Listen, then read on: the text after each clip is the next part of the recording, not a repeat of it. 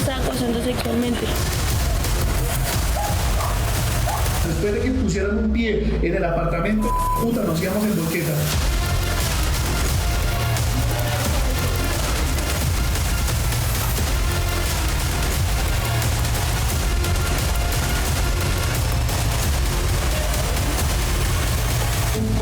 ¿Se acuerdan de él? Bueno, imposible no hacerlo, el vecino más odiado por sus abusos y que desató la furia de la comunidad de Facatativá, Cundinamarca, una población muy cercana a Bogotá.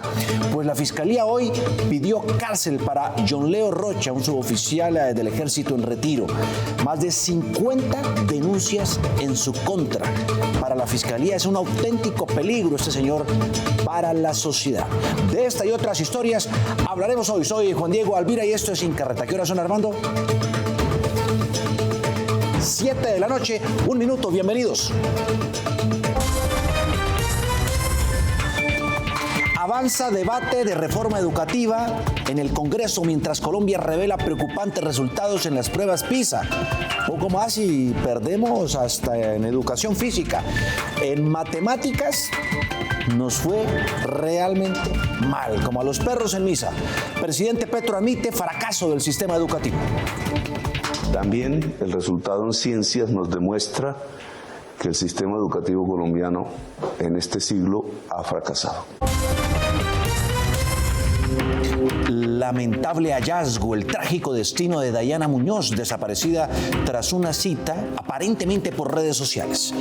Ojo con esto, es mucho más común de lo que se cree. Probablemente usted haya hecho algún contacto virtual con una persona.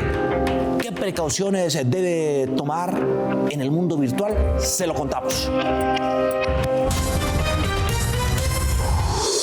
Reforma a la salud. Mientras avanzan los últimos artículos, continuamos explorando la preocupante realidad. Carencia de servicios médicos en el otro extremo del país, donde la precariedad y el abandono es reinante, como por ejemplo en el Urabá antioqueño, donde estuvimos. Una urgencia de un migrante, sea donde sea, la tenemos que atender. No la van a atender en una clínica privada, pero nosotros sí tenemos la obligación de atender. Entre tanto, reforma a la salud bajo sospecha.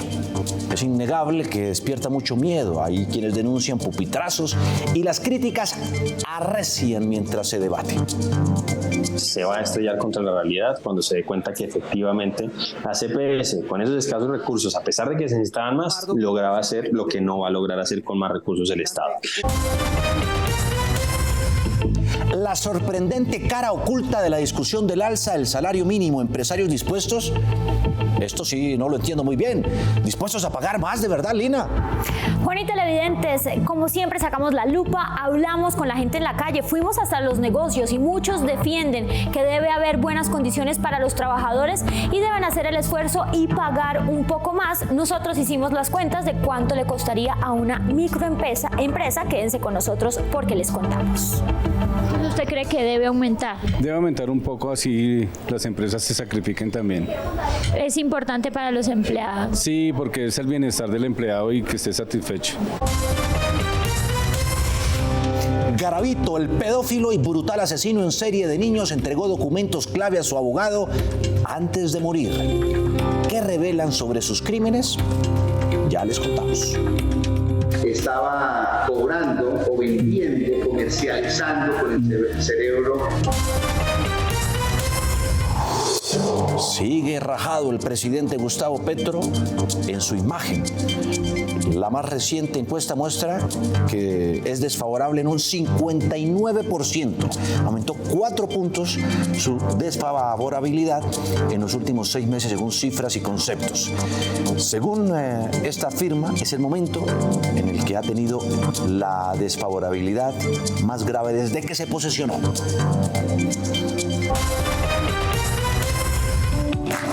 Un hito natural. La serranía de Manacacías es oficialmente el parque natural número 61 del país. Una joya en el corazón del Meta con una diversidad increíble que incluye sabanas tropicales, bosques de galería, humedales y cuerpos de agua en perfectas condiciones de conservación. Todo gracias a los valientes pobladores locales que han protegido este paraíso durante más de 50 años. Sencillamente una locura y espectacular.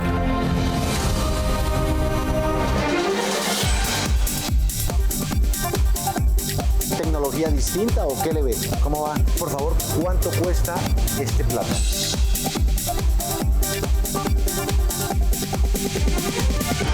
La odisea de la salud en Colombia.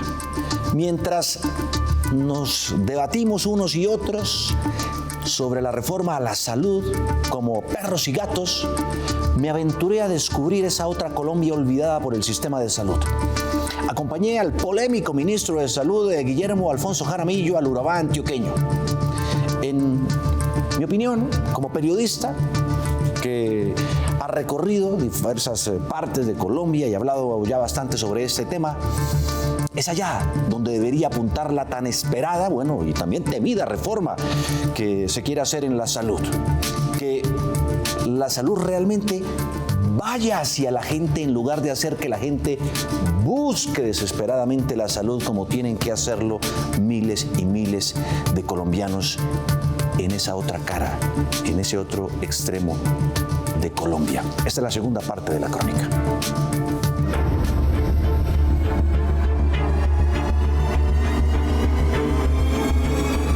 Llegamos a Carepa, Antioquia. Vaya que me sorprendí. El aeropuerto comercial me dejó con la boca abierta. En un pueblo de 50.000 personas y con gigantescas compañías bananeras.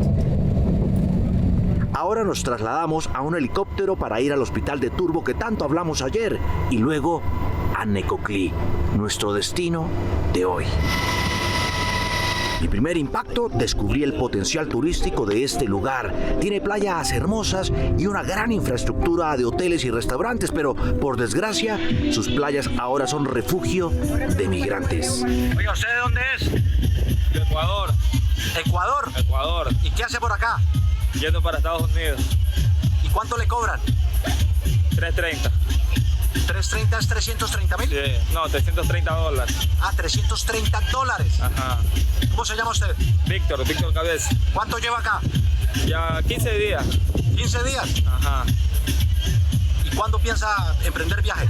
Cuando reúna plata. Estoy esperando que mi mamá me ayude con algo.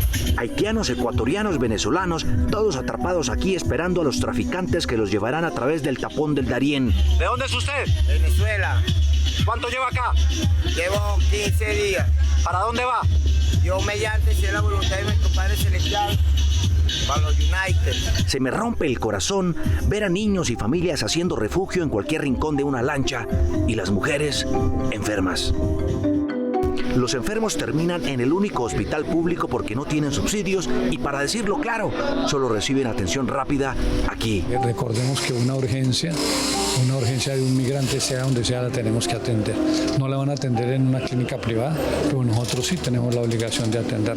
Recorremos el hospital con el ministro, que le echa un regaño al gerente por el desorden. ¿Usted sabe por qué entro yo a los archivos y a los baños?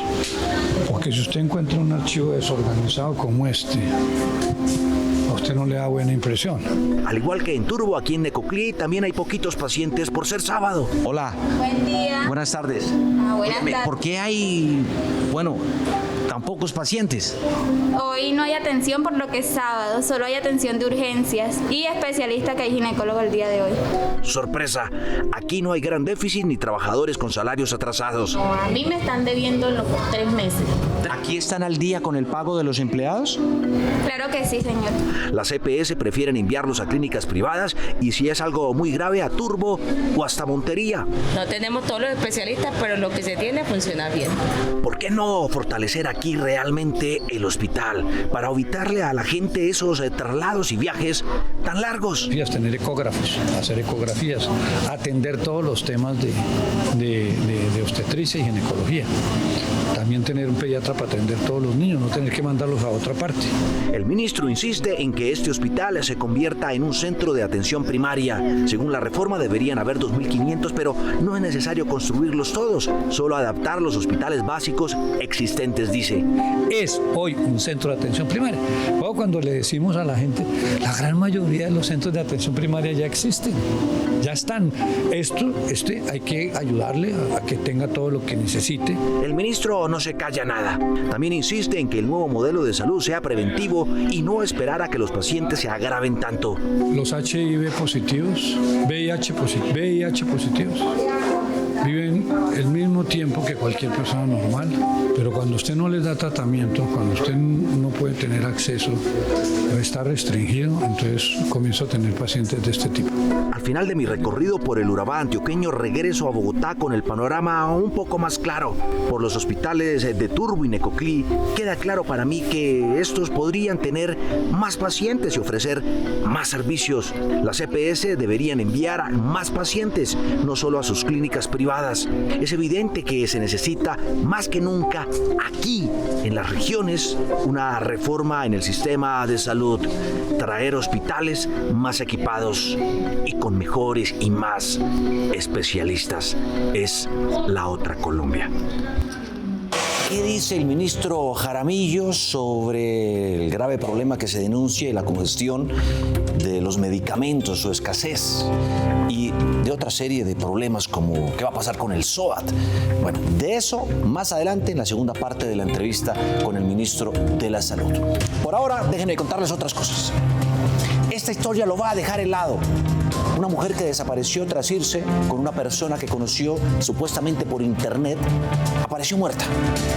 ¿Realmente podemos confiar en estos perfiles de las redes, del mundo digital? El amor 2.0, ojo, y nos pasa. Hay que tener cuidado con el mundo digital, porque esto está a la orden del día.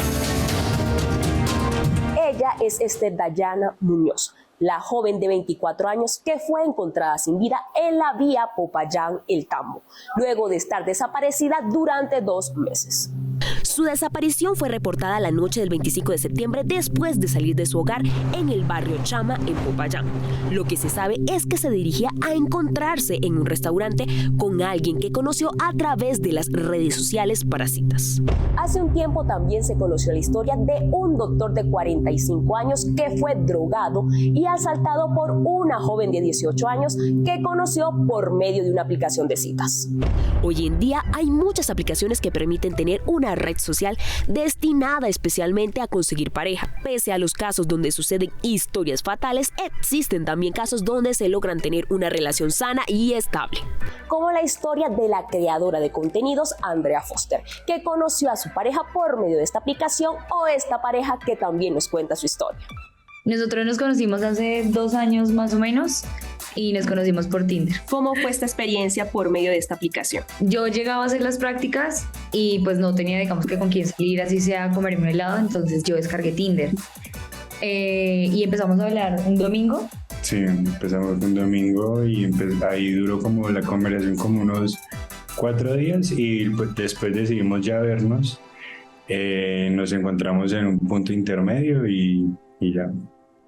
Sí, nos encontramos y pues claramente empezamos a hablar, hicimos videollamada antes de vernos y nos encontramos en algún lado y ya desde ahí hicimos clic y estamos juntos desde ese momento. Hablamos con Marcela Milán, host manager de Bumble, que nos cuenta un poco más de la seguridad de estas aplicaciones. Bumble fue de las primeras aplicaciones de citas en utilizar la inteligencia artificial y un equipo de moderadores humanos para verificar que los usuarios sean realmente quienes dicen ser a través de la verificación de fotos. Otras cosas que tenemos en la plataforma para que las personas se sientan más seguras es el acceso a las videollamadas. Tenemos una serie de normas de comunidad que van encaminadas a que todas las personas que usan la aplicación se rijan por los principios fundamentales de Bumble, que son la amabilidad, el respeto y la equidad. Para aquellos que están interesados en navegar en las citas por medio de aplicaciones, les traemos estas recomendaciones. 1 es siempre hablen con personas que hayan verificado su perfil. 2, antes de un encuentro, asegúrate de hacer una videollamada. 3, cuando vayas a tener este primer encuentro, ya que hiciste esta videollamada, infórmale a alguien de tu confianza. Ahí hay una discusión y una discusión bioética. ¿Debe desaparecer el SODA a su juicio? Los que hemos sacado. Hay escasez de medicamentos, dicen. Que nosotros no manejamos el mercado. La reforma a la salud, entre el miedo y, bueno, también la esperanza.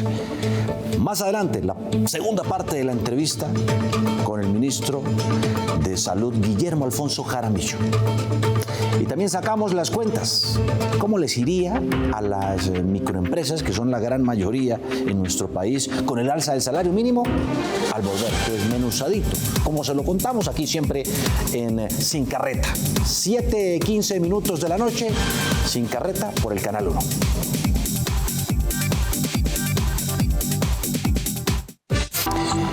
Y miren este hecho insólito.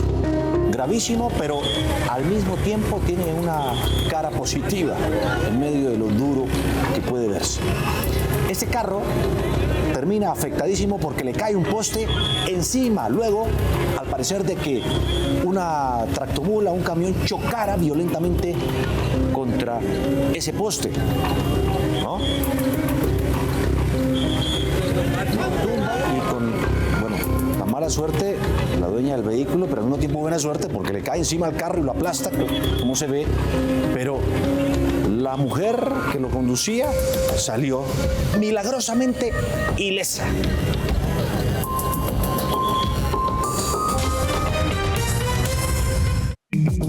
La otra cara de la moneda en esta gran discusión que hay sobre el alza del salario mínimo, que se da como siempre todos los fines de año. Ya hicimos las cuentas de lo que podría ser el aproximado del incremento. Pero, ¿qué dicen los que están del otro lado? Los microempresarios, además, que son muchísimos en nuestro país. Hola, Lina. Hola, Juan y televidentes, muy buenas noches. ¿Cómo va con la lupa? Muy bien, aquí pendiente con todos mis datos, así que usted pregunte. Oye, sí, yo lo sé. Usted es muy pila. Pero voy a empezar por preguntarle, ¿qué es una microempresa? ¿Cuántos trabajadores tiene una pyme? Mire, Juan Diego y televidentes, hasta 10 empleados tiene una microempresa. Y ojo al dato, porque más del 90%, es decir, aproximadamente 9 de cada 10 empresas en Colombia son microempresas. Esos son los costos que tiene un empleador por un empleado de salario mínimo aproximadamente. El costo de un trabajador de salario mínimo mensualmente. Salario mínimo, 1.160.000 pesos. Auxilio de transporte, 140.606 pesos. Salud, 98.600 pesos. Pensión, 139.200 pesos. ARL, 6.032 pesos. Para fiscales, 104.400 pesos. Prima, 92.800 pesos. Cesantías, 96.628 pesos. Intereses de cesantías, 11.600 pesos. Vacaciones, 48.372 pesos. Dotación aproximada, 58.000 pesos. Para un total de 1.951.552 pesos. ¿Pero qué dicen los empleadores sobre este aumento del salario mínimo y sobre los costos que trae? El salario que uno le ofrece a los empleados en el mínimo con el aumento, pues tampoco le va a ser proporcional para que le rinda tampoco. Entonces, ¿usted cree que debe aumentar? Debe aumentar un poco, así las empresas se sacrifiquen también. Es importante para los empleados. Sí, porque es el bienestar del empleado y que esté satisfecho. Si sube más de un 10%, ¿se les complica a ustedes la cosa? No, porque así mismo, pues como llegan los clientes, pues se va aumentando el servicio que nosotros prestamos y también se les puede dar a ellos como el valor pues a pagarles quincenal. No sé, pues que es complicado por lado y lado, pero sí, o sea, uno entiende a la gente trabajadora, pero uno como empleado también es difícil la situación. Algunas empresas y empresarios tal vez no cuentan con la capacidad o el nivel de productividad necesario para asumir una carga de ese estilo. También es una variable muy importante que hay que tener en cuenta a la hora de hacer las negociaciones de los nuevos salarios, porque podemos estar de pronto estimulando la informalidad, no solo desde el punto de vista laboral como independiente, sino como cierta informalidad a la hora de negociar algún tipo de pago. Cabe recordar que de acuerdo con el Ministerio de Trabajo en Colombia, 10,5 millones de colombianos ganan un salario mínimo y menos. Y de estos solamente 2,600,000 colombianos ganan un salario mínimo. Bueno, oye, mi querida Lina, ¿cuántas empresas son las mega empresas, las grandes empresas que pues dan mucho empleo en el país? Mire, Juan Diego y televidentes, solo el 0,5% según Confecámaras en números. 8.219 empresas, dice Confecámaras. No se me vaya todavía, porque quiero preguntarle otra cosa. Usted que también tiene su lupa puesta en el Congreso, ¿qué ha pasado con la reforma a la salud? Mire, Juan Diego y televidentes, eso ya está saliendo de la Cámara de Representantes, están en el último artículo, que es el 42, que dio mucha polémica.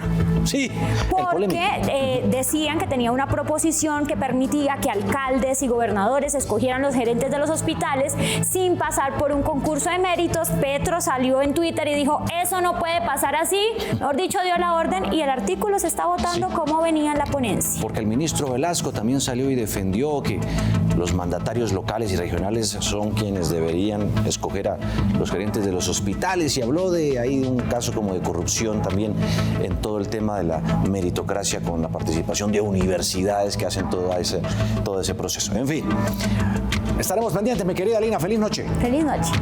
Son las 7:26 minutos. Cambiamos.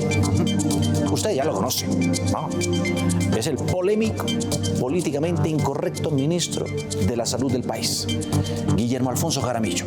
Aquí está la segunda parte. Ayer tuvimos un diálogo franco, directo, como siempre lo hacemos aquí en Sin Carreta, y hoy tocamos otros temas fundamentales. Hablamos de su polémica con el famoso tema de que fuimos un experimento con las vacunas anti-COVID, pero también de otros grandes desafíos y problemas en este momento, la escasez de medicinas y también qué va a pasar con el SOAT. Cayó mal el que usted hubiera dicho que se hizo un experimento con nosotros por el tema de las vacunas contra el COVID. Entendible. Fuimos y nos convertimos en un experimento. Lo que sucede es que la gran mayoría de las vacunas que se usaron para el COVID son con una nueva técnica que dice con el ARN mensajero. Eso es novedoso, tanto que ganó un premio Nobel. Pero resulta que una vacuna toma entre 10 y 15 años desde su etapa experimental y tiene 4 etapas para poder verdaderamente darse al servicio, para poder verdaderamente ponerse en la población. Esto no duró menos de un año. Entonces, ahí hay una discusión, y una discusión bioética. Ministro, el SOAT, ¿al fin qué va a pasar? ¿Cuál va a ser la posición del gobierno frente a eso?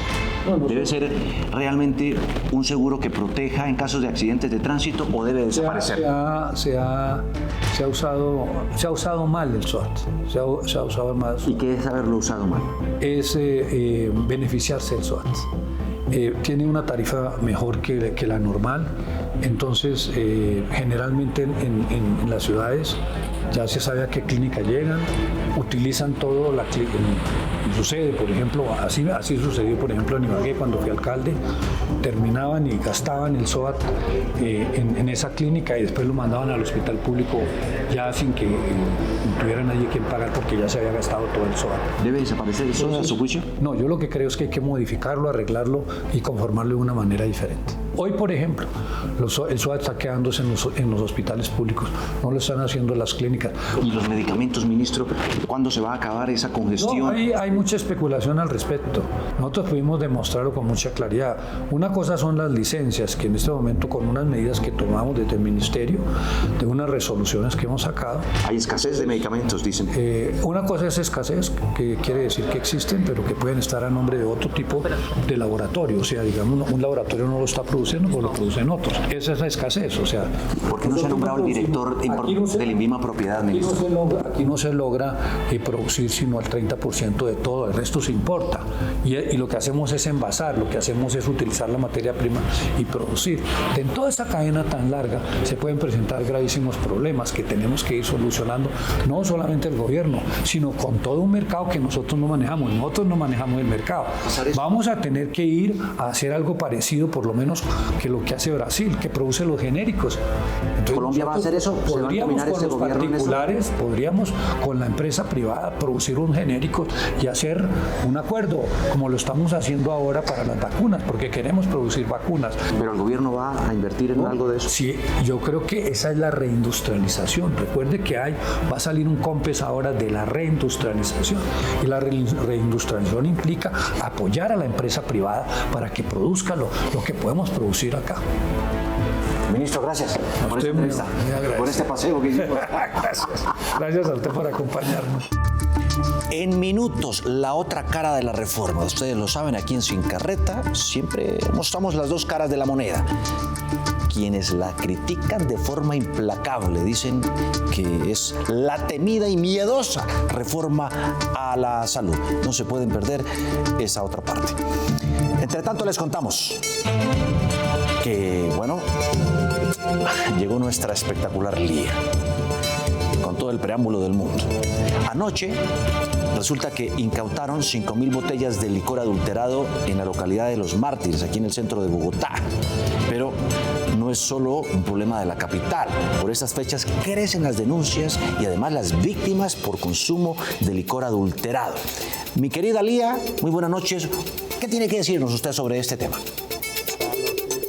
Buenas y decembrinas noches, mi querido JD y Sin Carretudos. En estas fechas es donde más hay reuniones divertidas y las copas están a la orden del día. Para no tener problemas les recomiendo revisar que la botella o empaque no haya sido manipulada, que no tengan golpes o abolladuras, la tapa debe estar fija y sin goteos. Verifique que sellos, envolturas, tapas, bandas de seguridad, dosificadores, estampillas y etiquetas no hayan sido manipulados. Si el envase es de cartón con cubierta en aluminio, las pestañas deben estar bien pegadas. Observe que el contenido de la botella y el color correspondan al tipo de licor. Revise la botella a contraluz para que no presente cuerpos extraños.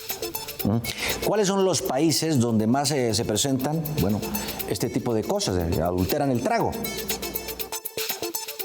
Los países donde se ve más la comercialización de licor adulterado son Colombia, Ecuador, El Salvador, Honduras, Panamá y Perú. Mi querido JD, se ve que tienes gustos finos. ¿Cuál es tu bebida favorita?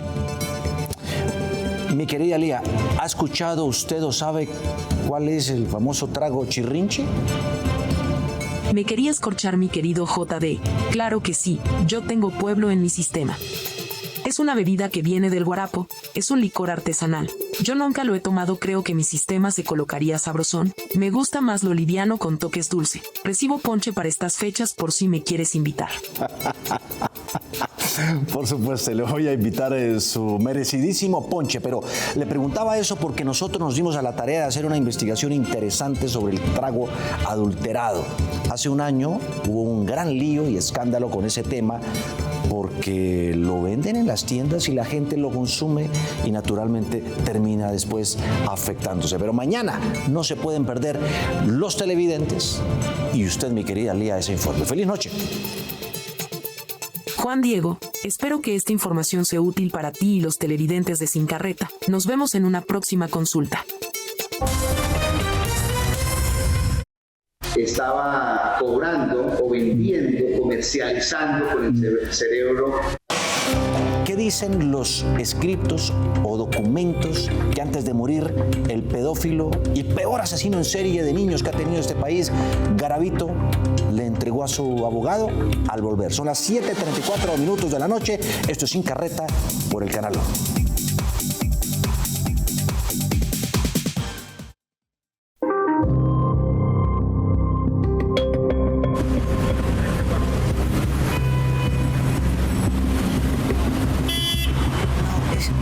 Esto lo ve uno y realmente es que cuesta creerlo. Impresionante accidente. Un alimentador del sistema Megabús en Dos Quebradas, Risaralda, se estrella contra una panadería. Por fortuna no hubo heridos. Los clientes que estaban ahí en esa tienda alcanzaron a quitarse, pero resulta que el bus iba conducido por un borracho que se subió armado con un arma cortopunzante, amenazó al conductor, lo quitó de su asiento y no le dio por nada sino manejar el vehículo, terminando pues chocado contra esta tienda. Por fortuna no hubo nada que lamentar, pero bueno, considerables daños materiales y afectaciones, claro que sí.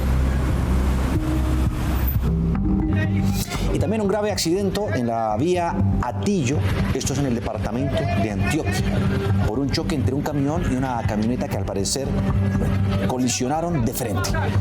En muy mal estado quedó la camioneta, prácticamente destruida parcialmente, y las 3 personas involucradas fueron trasladadas a un centro médico de la región.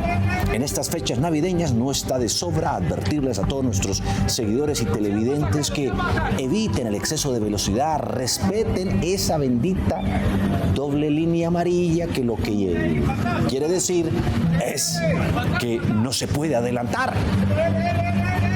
Sencillísimo, para evitar esta clase de sustos y de emergencias.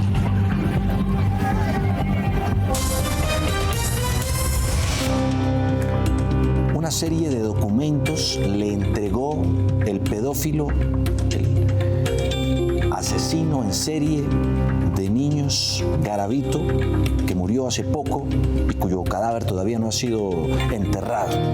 Se los dio a su abogado. Aquí está la crónica de Héctor Sarasti, la historia detrás de estas cartas. La pedofilia ni empieza ni termina con Luis Alfredo Garavito. El asesino en serie Luis Alfredo Garavito murió hace más de un mes y no ha podido ser enterrado.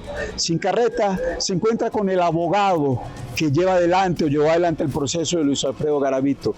Abogado, ¿qué es del cuerpo de Luis Alfredo Garavito? Ya el Instituto Nacional de Medicina Legal ordenó la entrega del cuerpo y estamos pendientes de que la Defensoría del Pueblo reciban una autorización del familiar para que finalmente se reclame el cuerpo, se creme y las cenizas sean enviadas a Trujillo Valle. ¿Cómo ha sido el paso a paso de este demorado entierro de un condenado a la pena máxima de 40 años y quien había pagado 24? Inmediatamente fallece y los familiares solicitan la entrega del cuerpo. El parque cementerio, creo que se llama Valledupar, donde se iba a realizar la necropsia, cuando observa que en la necropsia el médico que la practica dice causa de la muerte en estudio. Al decir en estudio significa que la muerte o bien pudo haber sido natural o una muerte violenta o por otra causa. Entonces nos exigen a nosotros que le pidamos al fiscal que emita una orden para cremar el cuerpo. El viernes pasado el fiscal emite la orden. Este es la última comunicación que tuvo el señor Garavito con usted. No ha sido abierta y usted frente a la cámara de Sin Carreta la va a abrir. Luis Alfredo estaba escribiendo un manuscrito. Sí. Estaba escribiendo un manuscrito. Esta precisamente es la letra, dice 14 folios, bolsa 12, una Biblia que me regaló el pastor Nelson. Está haciendo una relación de unos documentos que él me había entregado en otro tiempo. También me hace referencia a todos los folios y a unos audios que él me envía también, en donde hay varias horas de grabación, donde él cuenta muchos testimonios. ¿Cuál es la situación de lo del cerebro? Salió una noticia malintencionada en donde se decía que la familia estaba cobrando o vendiendo, comercializando con el cerebro. Desde luego, pues era un imposible absoluto porque el cuerpo se encuentra en custodia del Instituto Nacional de Medicina Legal. ¿La familia quiere o no quiere que se done el cerebro? Simplemente lo que queríamos era que se quitara toda estela de duda en torno al hecho de que ellos supuestamente estaban comercializando el cerebro. Pero, de lo curioso de Garavito, ¿qué recuerda el abogado? De pactos satánicos que él había hecho. Él hizo pactos satánicos. ¿Qué le dijo de los pactos satánicos? Él me comentó que había realizado algunos rituales. Él escuchaba voces, él escuchaba mandatos, él escuchaba direccionamientos que le daban en la ejecución de los crímenes. Aquí es donde queda una frase lapidaria. ¡Qué horror! Luis Alfredo es tan nuestro como el café. Y una reflexión. A Garavito no lo conocimos ni entendimos quién fue él. pupitrazos, mermelada, de todo eso y más denuncian los críticos de la reforma a la salud, que por cierto ya está a nada de que se apruebe en la Cámara de Representantes, pero todavía tiene camino por recorrer. Debe pasar ahora al Senado, donde deben cumplirse también 2 debates. Bueno, Forero, el representante del Centro Democrático, que le da con todo a la reforma y al gobierno, advierte que si hay mermelada, eso pasa como si nada. Aquí está la otra cara de la reforma a la salud. ¿Tiene viabilidad eso de los centros de atención primaria, teniendo en cuenta que ya hay 600, que dice el ministro que algunos funcionan? Se supone que los centros de atención primaria, por ejemplo, que son fundamentales, van a estar construidos en su totalidad en otros gobiernos. Pero nos dice el ministro que ya hay 600. Entonces, ¿por qué no empieza con esos 600 y empieza a implementar esos elementos que ellos consideran que son fundamentales, que son los de la promoción y prevención? Y ya lo pueden hacer. Eso está contemplado en la Ley 1478 del año 2011. Las pólizas y planes complementarios entonces no desaparecen, ellas continúan, pero pues sí va a ser un poco más costoso. No. Las pólizas se mantienen. Los planes complementarios sí desaparecen. El gobierno no prevé que muchas clínicas de muy alta calidad, hoy Colombia tiene 26 de las mejores 60 clínicas de América Latina, muchas de esas que hoy atienden personas de escasos recursos, seguramente se van a salir del sistema y se van a dedicar de manera exclusiva a atender pacientes de pólizas privadas, de seguros, y a pacientes que paguen por consulta. Entonces, ¿con eso qué vas a hacer? Vas a sacar a todas esas personas de pocos recursos de esos circuitos de atención que son muy buenos, de muy alta calidad, y los vas a condenar a la red pública, que seguramente va a colapsar por los problemas de financiación. Con todo lo que está pasando, este tema de las deudas y todo este enredo que hay. El gobierno no reconoce el problema de los recursos y entonces se va a estrellar contra la realidad cuando se dé cuenta que efectivamente la CPS, con esos escasos recursos, a pesar de que se necesitaban más, lograba hacer lo que no va a lograr hacer con más recursos el Estado. Además, yo también cada vez estoy más convencido de que la reforma ha pasado a un plano secundario. El proceso de desmantelamiento, la crisis explícita de la que hablaba la ministra Carolina Corcho está en curso. Sanitas, hemos visto el encarnizamiento que tiene el ministro Jaramillo y cómo ha tratado de perseguirla, pero pues vemos que seguramente la van a ir asfixiando y no ha sido ocultado por parte del gobierno, que quieren que la nueva EPS eventualmente reciba a los afiliados de todas esas otras EPS. ¿Y en el Senado cómo está el ambiente? Y siempre dicen que se va a caer en el Senado, pero muy seguramente algunos senadores de manera irresponsable digan que como lo va a tumbar la Corte, pues no tienen ningún problema en hacerle un guiño al gobierno nacional. ¿Y si ha habido pupitrazo? Así es, y de hecho eso es uno de los vicios, porque le hemos hecho preguntas concretas a los ponentes que no han respondido. Eso también lo vamos a llevar a la Corte Constitucional.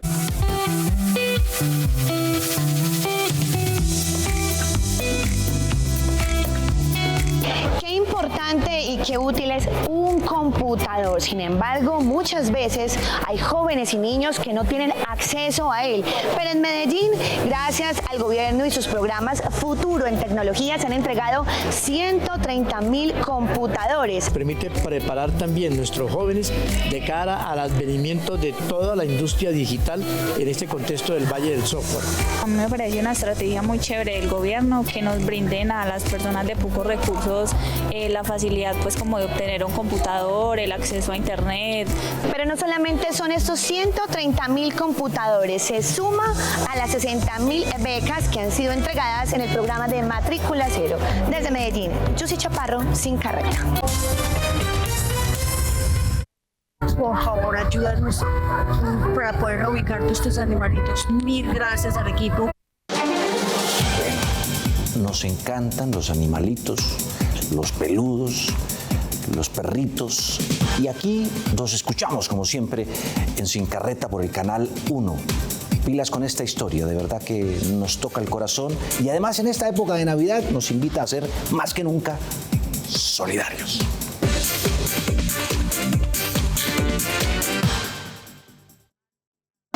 Echa la ley, echa la trampa. Esa es nuestra triste realidad en Colombia. Esto es Transmilenio. Se ha peleado por los colados y vean cuando ponen las puertas anticolados.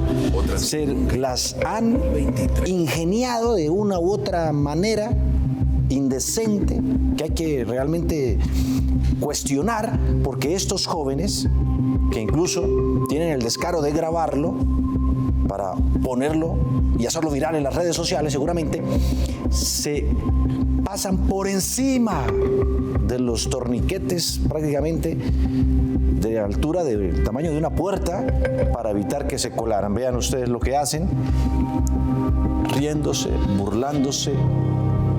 Y bueno, dicen en Transmilenio que se ha reducido el número de personas coladas, pero aún así sigue siendo hasta un 15% el número de usuarios tramposos que no pagan el sistema, mientras otros sí lo hacen juiciosamente.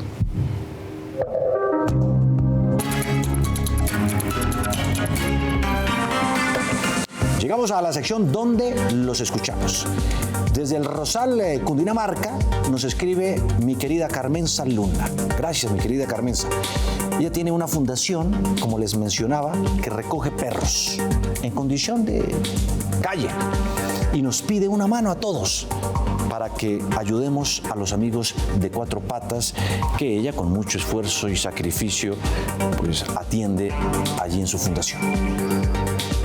Estoy tocando las puertas de tu corazón para ver si nos ayudas con el equipo de Sin Carreta para que estos animalitos no vuelvan a las calles. La verdad son precisos animales, entre perritos, gaticos, vacas, ovejas, y es un poquito complicado. Entonces, por favor, ayúdanos para poder ubicar todos estos animalitos. Mil gracias al equipo de Sin Carreta y a ti, Juan Diego. Muchas gracias. Mi querida Carmenza, ni más faltaba, nos ponemos hoy mismo en esa tarea y misión, que sea un compromiso, como siempre lo asumimos aquí en Sin Carreta, para llevarle comida y ayuda a estos amigos, los peludos que están allá en esta fundación del Rosal, un municipio como a 2 horas y media, ¿no? Aproximadamente, en carro de Bogotá, aquí en Cundinamarca. Y ahora vamos a la reacción del Canal 1 con Catalina, quien nos va a contar cuáles son las notas que los usuarios de nuestro canal1.com.co no han parado de leer a lo largo de este martes. Una es, por ejemplo, sobre viajar de pie en aviones. Catalina. Hola comunidad Sin Carreta, les queremos contar cuáles son en este momento las noticias más leídas de nuestra página web. Recuerde que puede consultarlas en canal1.com.co. ¿Te imaginas viajar de pie en un avión? Pues las aerolíneas de bajo costo buscan implementar esta nueva modalidad para reducir costos. Estudiantes colombianos se rajaron en las pruebas PISA, que realiza la Organización para la Cooperación y el Desarrollo Económico. ¿Por debajo de la media? Conozca toda la programación del Festival Estéreo Picnic que se realizará en el Parque Simón Bolívar. 4 días llenos de música y artistas como Paramore, Sam Smith, Faith y mucho más. La ñapa de digital. Le contamos quién es el multimillonario que se casó con la artista Fanny Lu. Recuerde que para estas y otras noticias puede consultar nuestra página web canal1.com.co y no se pierda todos los capítulos completos de Sin Carreta con Juan Diego Elvira en nuestro canal de YouTube. Y aquí está la portada del periódico popular ¿Qué hubo? Lo que nos trae mañana miércoles: conmoción en Kennedy, esto es en el suroccidente de la capital del país, por la absurda muerte de un niño de 5 años que cayó por una alcantarilla a la cual le habían robado la tapa.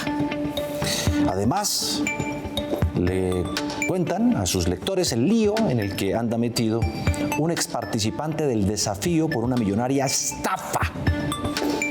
Bueno, en mi caso yo diría presunta estafa, no me consta. Esto y mucho más en la edición de mañana del periódico ¿Qué hubo? Si se perdieron, pero antes sí, me avisan que tenemos aquí, miren, acaba de terminar la plenaria en la Cámara de Representantes, donde se discutían ya los últimos artículos de la temida y polémica reforma a la salud que promueve el gobierno del presidente Gustavo Petro. Ahí están las imágenes. Ya prácticamente le dieron la bendición en la Cámara de Representantes. El famoso artículo número 42 de la meritocracia lo excluyeron, lo sacaron, no lo aprobaron, pero el resto ya todo se aprobó. Es decir, ahora deberá pasar al Senado de la República. Pero para tranquilidad de todos, porque ya dicen muchos también que pues, el gobierno meterá mermelada y que pasará en el Senado y se aprobará en el Congreso, pero tranquilos, hay que confiar en las instituciones. Para eso está la Corte Constitucional de nuestro país, que es la que vigila que se respete el que todas las leyes que se promulguen en el Congreso se acojan a la Constitución, a nuestra Carta Magna. Si no se acoge, pues la Corte, hay que confiar en ella, fácilmente puede decir, no pasa, inexequible, por cualquier clase de vicio, de forma o de fondo, en algún momento también podrá decidirlo. Bueno, con esa información llegamos al final de Sin Carreta. Ustedes, como siempre, pueden conectarse a la página web del Canal 1, buscarnos en nuestras redes sociales, pueden ver los capítulos completos en la cuenta de YouTube del canal. No olviden enviarnos sus videos, denuncias, como lo hizo Carmenza desde el Rosal, Cundinamarca, advirtiéndonos que está pidiendo ayuda y, claro, acudiendo a la generosidad de los colombianos, porque este es un canal nacional que llega a todos los rincones de nuestro país para que apoyemos esa fundación que ayuda a los perritos. Y aquí está la frase con la que cerramos. Dice, el dinero no hace que la gente sea rica, es el conocimiento, la educación y la capacidad de tomar riesgos lo que lo hace. Robert Kiyosaki, autor del bestseller o el famoso libro Padre Rico, Padre Pobre. Así son las historias, así son las cosas aquí en Sin Carreta, ¿no? Como siempre, bueno, ya llega Noticentro 1 CMI. Que tengan todos una feliz noche. Mañana, como siempre, a las 7 en punto, otra forma de informarnos. Sin Carreta. Feliz noche.